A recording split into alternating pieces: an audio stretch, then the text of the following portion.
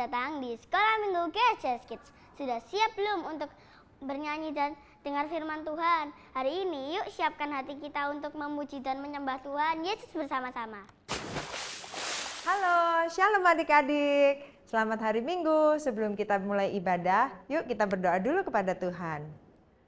Tuhan Yesus yang baik, terima kasih Tuhan, kami anak-anak-Mu boleh datang untuk beribadah ya Tuhan. Sebentar kami mau memuji serta mendengarkan firman-Mu, buka hati kami sehingga kami boleh menerima berkat dari firman-Mu Bapa. Dalam nama Tuhan Yesus kami berdoa dan mengucap syukur. Amin. Shalom teman-teman, mari kita bernyanyi untuk Tuhan.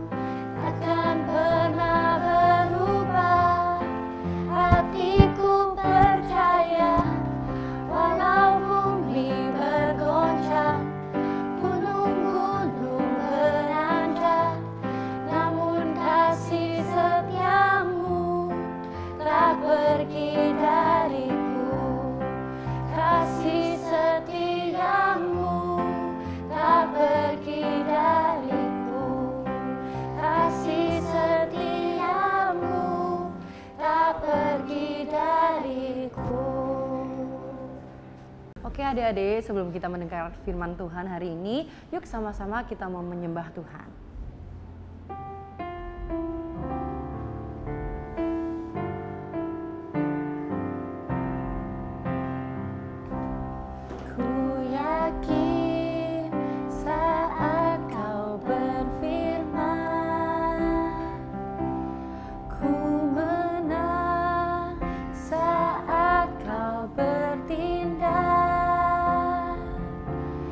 Hidupku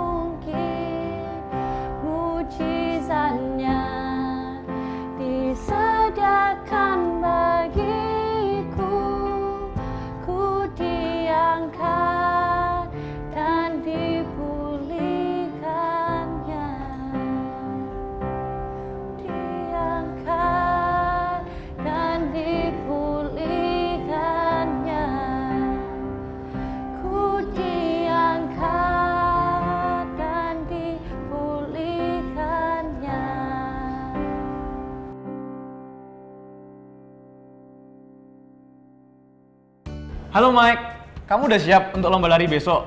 Aku yakin kamu pasti menang. Aku udah siap sih, cuman teman-temanku pada bilang kalau aku tuh pasti kalah besok. Kenapa kok gitu Mike? Ya karena badanku kecil dan aku nggak secepat yang lain, jadi kayaknya aku pasti bakal kalah Kayaknya enggak deh Mike, enggak gitu Mike. Enggak lah, soalnya Tuhan kan ada bersama dengan kita. Kalau Tuhan bersama dengan kita, siapa sih yang bisa melawan kita? Kalau gitu aku pasti juara ya? Bukan berarti pasti juara sih Mike, tapi satu yang pasti Tuhan itu memberikan kekuatan untuk kita. Jadi seharusnya kita nggak jadi takut atau bahkan mudah takut dan nggak khawatir-khawatir. Oh gitu ya, kalau gitu aku bakal lakukan yang terbaik deh dan sisanya aku serahin aja kepada Tuhan. Betul sekali adik-adik, seperti yang Geraldo katakan, bahwa sebagai manusia kita harus melakukan yang terbaik yang kita bisa. Nah, sisanya kita wajib menyerahkannya kepada Tuhan, sebab Tuhanlah yang akan memampukan kita dan Dialah yang berdaulat atas hidup kita ini. Balaam and his donkey diambil dari Numbers 22 ayat 21 sampai 39.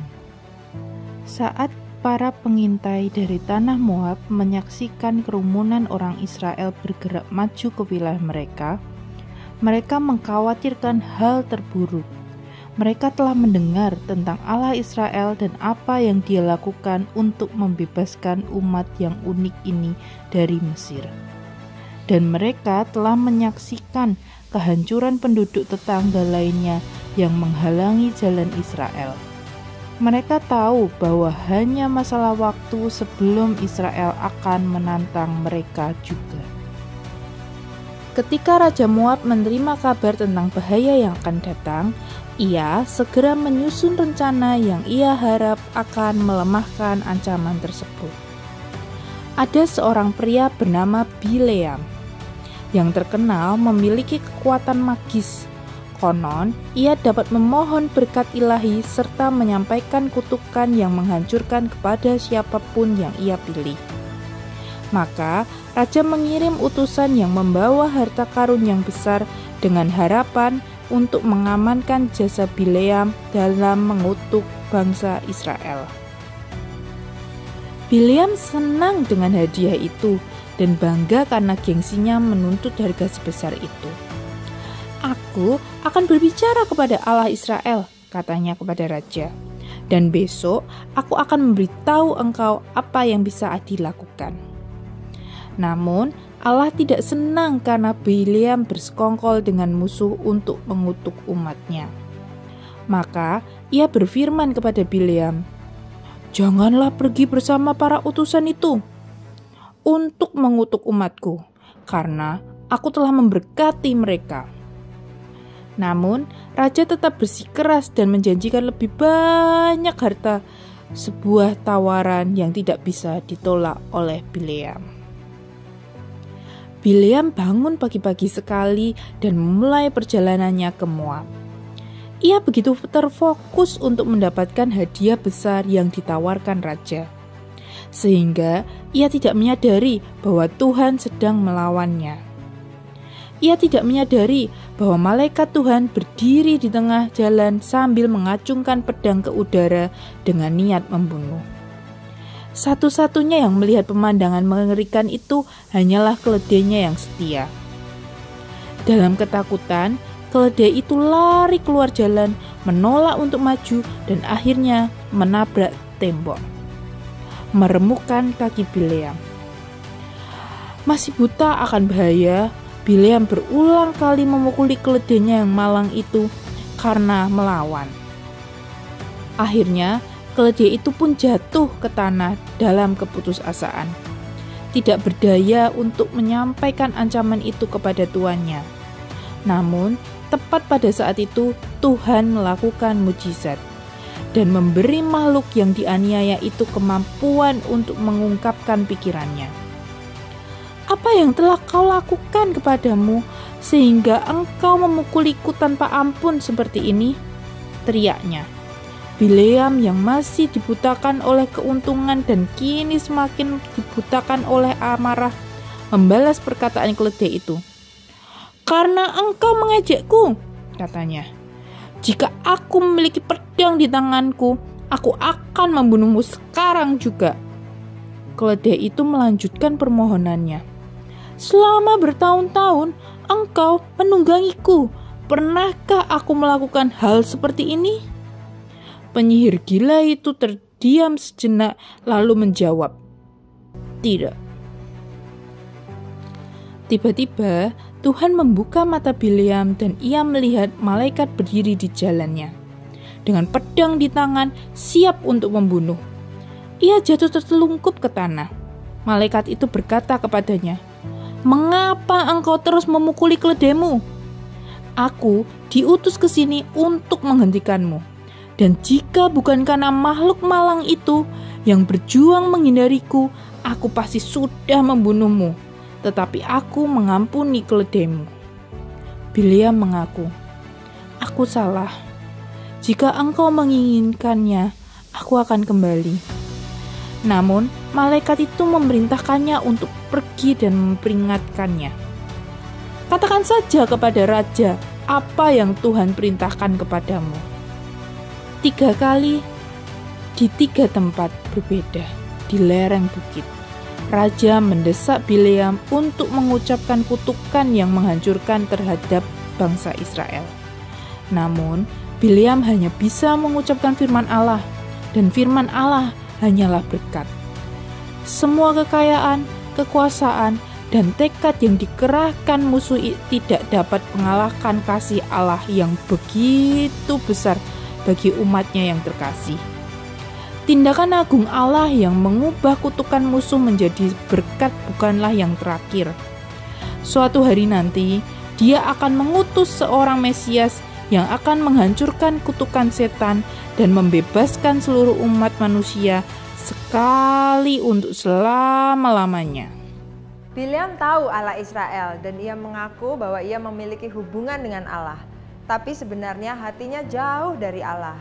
Karena yang diinginkan oleh Bileam adalah kekuasaan dan kekayaan, bukanlah kasih karunia Allah yang sesungguhnya. Nah, adik-adik, bagaimana caranya kita menghindari ketidaksenangan Allah seperti yang dilakukan oleh Bileam? Yang pertama adalah ketaatan.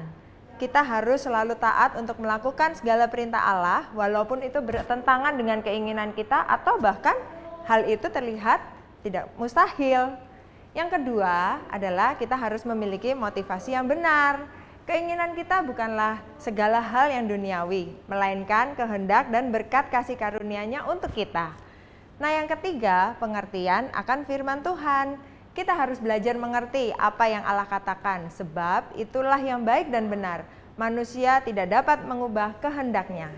Bagus teman-teman, hari ini bersemangat sekali memuji dan mendengar firman Tuhan.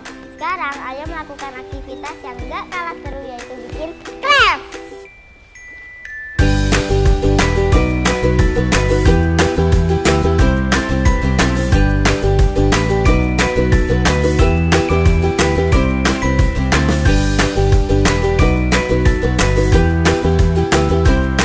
Shalom adik-adik, selamat hari Minggu semuanya. Yuk kita sekarang buat activity. Nah, activity kali ini kita akan buat seperti ini. Oke? Nah, untuk alat dan bahannya dan cara mengerjakannya seperti berikut.